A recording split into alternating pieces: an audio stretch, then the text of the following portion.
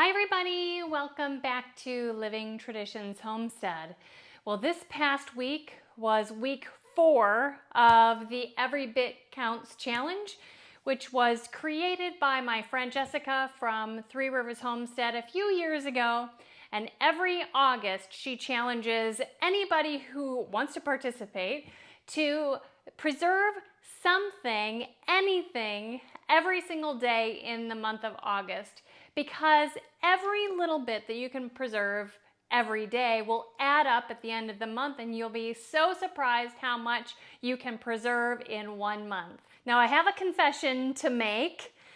Week 3 of the Every Bit Counts Challenge, I did not preserve food through that entire week. And that's because Kevin and I celebrated our 25th wedding anniversary. We decided to take that time off of our homestead work, which included for me preserving things from the greenhouse and from the garden and things like that. And instead, we enjoyed that time together. Now, we did take a little bit of a road trip. We did spend some time in Kentucky. We met a couple of you along the way, and all of you that we met were shocked to see us in Kentucky because we live in southern Missouri. But we took some time off together. One of the fun things that we did, we went to the Ark Encounter, which is a life-size replica of Noah's Ark. We spent a day there, and boy, you guys, was that wonderful. We encourage any of you to go make the road trip to go see the Ark. It is absolutely wonderful. So we have been back, and I've been back at it, preserving, participating in this Every Bit Counts Challenge. And so today I am going to be showing you everything I got accomplished in that time. Now, before we went on our trip, I did a bunch of harvesting and put a lot of things in the refrigerator that I knew I would deal with when we got back. And the garden and the greenhouse were like bursting with things by the time we got back. So I kind of had like double duty of produce to work with when I got back. I decided to start off by loading the freeze dryer with a bunch of things that I know would freeze dry really well. And I started off by chopping up a bunch of okra. We have okra preserved in the freezer, enough of that I don't need any more in the freezer. So I figured the freeze dryer would be best. It will go great in soups and things like that. And so I'm excited to have them in the freeze dryer. All of that made about 2 trays worth for the freeze dryer. Then I needed to move on with peppers. Man, we're having a great pepper year, and these are beautiful Sugar Rush Peach hot peppers. Now, I have done a lot with these already. I have freeze dried some whole. Right here, I am freeze drying some like completely chopped up in the food processor. Kevin had a great idea for me to preserve some of these Sugar Rush Peach peppers, to chop them up pretty fine in the food processor and then freeze dry them. So we have a cow that's about to come into milk again. She's going to calve in November, and hopefully I will have the opportunity to learn how to make hard cheeses. And so Kevin would like me to freeze dry a lot of these hot peppers to mix in with hard cheeses so we can have some kind of spicy hard cheeses, and I thought that was a fantastic idea. So it was a quick way for me to go through a bunch of these hot peppers, was to just blitz them in the food processor, put them on the freeze dryer trays, spread them out, kind of pat them out into a thin layer, and put them into the freeze dryer to freeze dry just like that. I just had a bunch of these peppers to deal with, and this was just a wonderful way to do it. I decided to do the same kind of thing with these ají arnaucho peppers, these little red peppers. You know, you'd think that these would be hotter than those peppers, but they're actually not. They're not quite as hot. They have a completely different flavor though. They're pretty amazing. So I decided to do the same thing so that we can use these also in our hard cheeses, hopefully, in the future. I just cut the stems off, cut them in a couple of pieces, and then put them through the food processor to kind of grind them up into teeny tiny pieces. All of those created 1 tray full. I just spread them out into a nice thin layer. and they were ready to go into the freeze dryer. Gosh, they're such a beautiful color. Then I was thinking, what else can I kind of do the same thing with? And I thought, you know, I have a bunch of onions, and I love to freeze dry onions to either use them as like minced onion or to make my own onion powder. And I'm out of onion powder and almost out of freeze dried diced onions. So I decided to do the same kind of thing with some onions, run them through the food processor. They turned out pretty little, and I think they'll make amazing minced onions. Put them out on the tray and just spread them out into a thin layer, just almost exactly like the peppers, and it worked really well. So into the freeze dryer with all of these wonderful trays.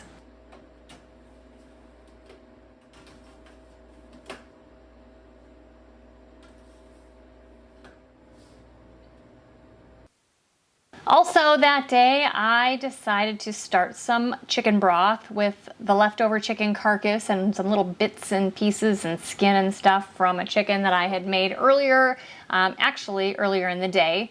And I just added some onion pieces, some celery, some seasonings, and let that go overnight. It was wonderful. So the next day, the freeze dryer was finished. Everything looked amazing. So it was package the freeze dryer day. I decided to put all of them in these Mylar bags. These are the 6-inch by 9-inch Harvest Right Mylar bags with an oxygen absorber. I will be putting these in the Mylar bags to have part of my long-term storage. I don't anticipate using these products this year, maybe next year, although, you know, the peppers I might a little bit, who knows. But either way, they're safest in the Mylar bags with the oxygen absorbers.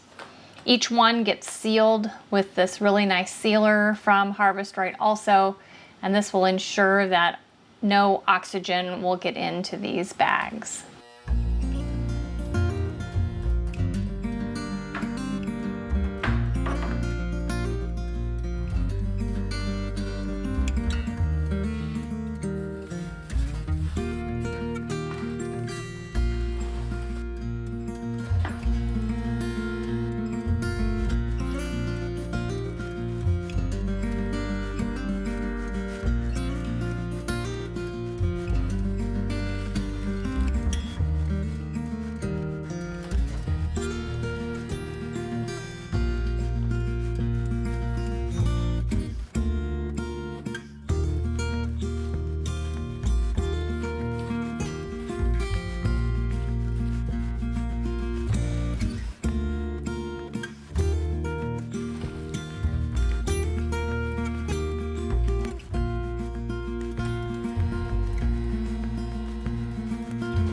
In the end, I ended up with 2 bags of the ahi peppers, 2 bags of minced onions, 2 bags of the Sugar Rush peach, and 2 bags of okra.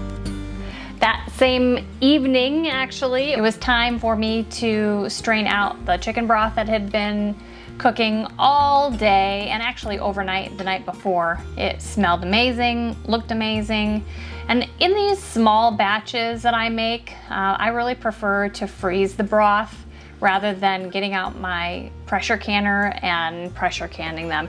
Normally, a batch like this will only give me about 3 quarts, and my canner holds 7 quarts. So these small batches I like to freeze in either quart size freezer containers, 2-cup or pint size freezer containers, and the 1-cup freezer containers, and that works really well for me. I had a tiny bit of broth left, not enough to go into a freezer container, so I just put it in a mug and enjoyed it. It was amazing. That next day was tomato day. I had harvested some tomatoes before we left on our trip, and then I did another big harvest out of the greenhouse and did a harvest out of the garden. So I decided the fastest way to work through these tomatoes would be to turn them into sauce. In that situation, I wash all of the tomatoes and then I core them, take out that hard part in the middle, and then any yucky bits that are on the tomato, I cut those off so that they don't end up in my sauce. The yucky bits can have more bacteria than you want in your sauce, which could compromise the health of it, the safety of it if you're going to be canning. You can see I have done a bunch already, and I've been putting them into my Nesco 18-quart roaster oven, which is amazing. I love it. And I'm using this tomato core. I guess it's called a tomato shark, but you can also use it on strawberries. And once I got done with them, I just covered them up and I turned my roaster on 250, which is kind of like the crock pot temperature. Then I had a bunch of these red peppers to deal with, and my absolute favorite thing to do with peppers, red peppers like this, is to roast them, because I love to make roasted red pepper Alfredo sauce and roasted red pepper hummus. So today I'm roasting all of these peppers. These big long ones are called Ajvarsky or Ivarsky, and there are some smaller ones there called lipstick. So I just cut the center out of them and pull out the seeds. And then I put them all on a greased cookie sheet or baking pan. And I use my broiler to roast them. You can see all these peppers I still have. Into the oven under the broiler. The broiler is on high. Then I move on to the lipstick peppers, and I am going to cut the tops out from them, and I'm actually going to save some of the seeds. I've already saved enough of the Ajvarsky seeds for this year, but I don't feel like I have enough lipstick seeds. So I'm just showing you how you can just take them right off of there and dry them on a paper plate for a few days, and then they'll be ready to save for next year. Back to roasting. The first round of the roasting just came out of the oven. I had it in there for 10 minutes, and now I'm flipping it over to the other side so that the other side can get nice and burnt looking. This is phase 2, turning them again. I ended up roasting these 10 minutes each side for a total of 40 minutes before they came out nice and toasty like that. And then I just move them into a pot so that I can cover them, and they basically steam in there, which allows you to take the skins off really easily. Reloaded my pan and started that batch in the oven. In the meantime, a lot of the tomato water was starting to come out of the tomatoes in my roaster, and my trick to making sauce faster is to ladle out some of that water.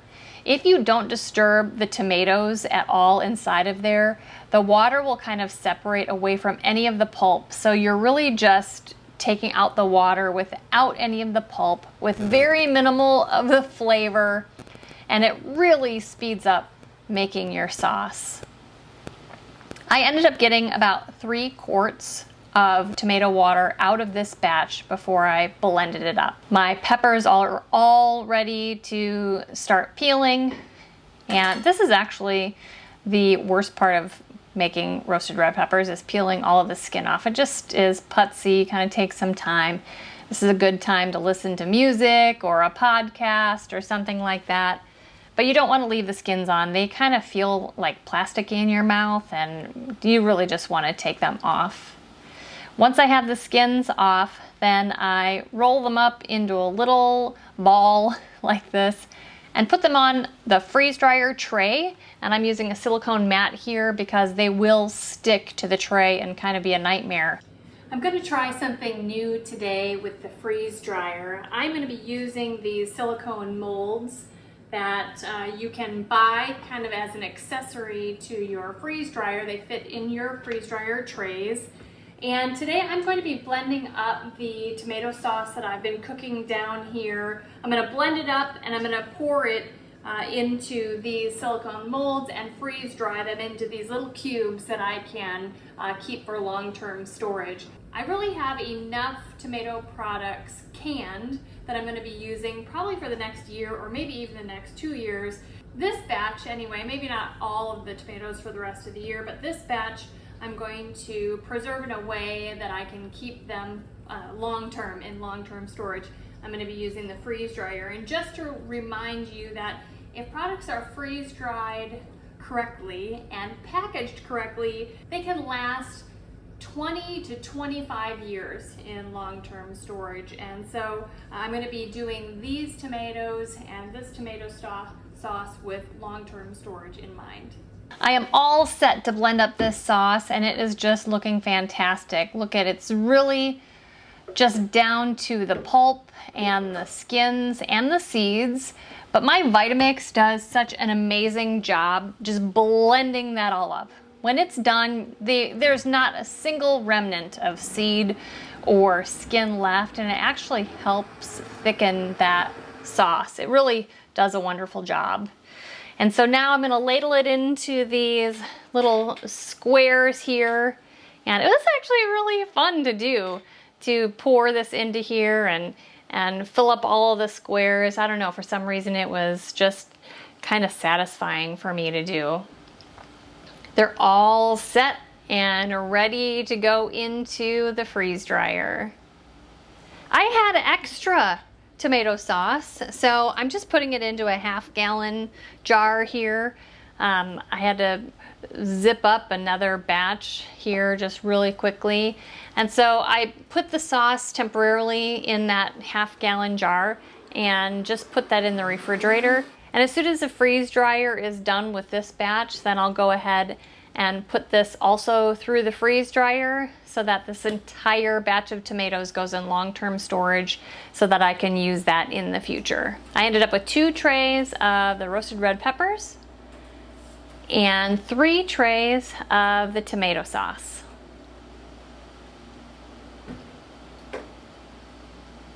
The next day was another day to work with peppers. More of these Sugar Rush Peach peppers, a whole bowl full. So I already have freeze-dried whole peppers just like this, and we put a big batch of them all chopped up through the freeze dryer. And so now I decided to make some Sugar Rush Peach sauce, like a vinegar hot sauce. This is actually going to be canned this time. I have enough in the refrigerator. We have 3 different kinds in the refrigerator right now, so I'm gonna can this when I'm done. The recipe that I'm using calls for 5 ounces of peppers and 1 cup of white wine vinegar. And this amount of peppers created 5.5 batches worth. I ended up putting 5.5 cups of white wine vinegar. I love buying white wine vinegar from Azure Standard. I can buy it in a gallon, and I haven't been able to find it in a gallon other places. I'm going to put this on high heat until it comes to a boil. Then I'm going to turn it down to low and let that cook and soften for about 20 minutes. After that, I'm going to pour it into my Vitamix. Now this had sat and cooled down a little bit while we ate supper. That's how I was able to just pick it up like that. Put the whole thing in my Vitamix and just blended it up until it was a smooth sauce. And then I'm just going to pour it back into the pot because I want to bring it back up to a boil so it's hot enough to can. I also pulled out some of the ahi sauce that I had made a week ago or so because I don't want it in the refrigerator, I want it canned. So I heated both of those up on the stovetop, and at the same time I started my canning water. There is nothing different about canning pepper sauce as canning anything else, really. You just start by putting your product in your jars. The pepper sauce you fill up to 1/4 of an inch to the top of the jar. Swirl something around in there. I use a chopstick to get the bubbles out. Measure and make sure you have the correct headspace. Wipe off the rim of the jars to make sure there's no debris on there. Then you'll use a new, clean canning lid on top. Secure that with a canning ring and just put those right into the water bath canner. We're just going to do the same exact thing with the Sugar Rush Peach sauce, using standard canning procedures and putting them in a hot water bath. Now this pepper sauce needs to process for 10 minutes, but because of our altitude, I need to increase that to 15 minutes. Overall, I'm very pleased with the amount of pepper sauce we got, and it is ready for the pantry. The very next day, the freeze dryer was finished with the roasted red peppers and the tomato sauce that we put in there. Everything was dry and crunchy, And these little squares came out pretty awesome. This is the first time I've used them and I'm pretty pleased with that. These roasted red peppers, I'm gonna fill up a quart jar and seal those in there with a handheld rechargeable vacuum sealer. And I will use this as kind of a short-term storage because I'll probably use all of these this year. The rest of the peppers I am gonna put in Mylar bags. There's a possibility that I won't get to use them this year, and so I want them to be kept safe in Mylar bags with an oxygen absorber in case I don't use them until next year or in case I don't use them for 20 years. I just want to make sure that they're packaged safely. So each one of them goes in one of these nice Mylar bags with an oxygen absorber and gets sealed with the sealer from Harvest Right. Then was my first time trying to get the tomato sauce cubes out of this little silicone form thingy dingy, and I decided to turn it upside down on a baking pan or a cookie sheet and just kind of shake them out. And for the most part it did okay. There were just a few that I had to go pop out individually. Overall it was a pretty slick deal, worked pretty well. Now I also put these in long-term storage in the Mylar bags, and I decided to split this tray into 2 bags. So half of this tray went into one, half of it went into the other, and sometime in the future if I need to make a pizza sauce or spaghetti sauce, or if I need to thicken some other kind of tomato sauce, I can pull some of these out and mix it in there, and it will make a nice sauce or will thicken a sauce. It'll be really wonderful to have these in long-term storage, and it's a really great option for my extra tomatoes when I have enough tomato products already canned for the next year or 2. You can see everything I got here. 1 quart of roasted red peppers, 2 packages of them also, and 6 Mylar bags for long-term storage. But remember, I still have more tomato sauce in the refrigerator, so I decided to get some going on 2 more trays with the silicone molds. Just pour them in there and spread it out.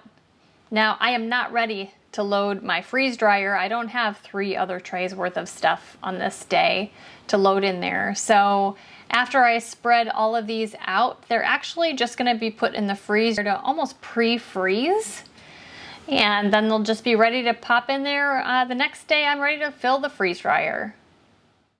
There are a few days left of the Every Bit Counts challenge, so be assured that next Saturday I will be posting the rest of the month what I got preserved. And you know what, there are still things coming out of the garden. There are things in the freezer that I need to put into long-term storage, but so you never know. These videos from me may continue even though the Every Bit Counts challenge ends the last day of August. You guys, I so appreciate the time that you have spent with me throughout these videos throughout the month, sharing in what I have preserved and presenting that to you guys. I've had a lot of fun and it has been a very productive time for me. I encourage you all to go over to Jessica's YouTube page. Again, she is from Three Rivers Homestead. She shares the most amazing content on YouTube and Instagram about homesteading, raising a family, homeschooling, and her faith, and I know you all would enjoy it. So go ahead and check her out. You guys, if you're enjoying videos like this from us, make sure that you hit the subscribe button. And also remember, the best way you can help us here on the homestead is just to share our videos on your social media. Until next time, thank you so much for stopping by our homestead. Take care and God bless.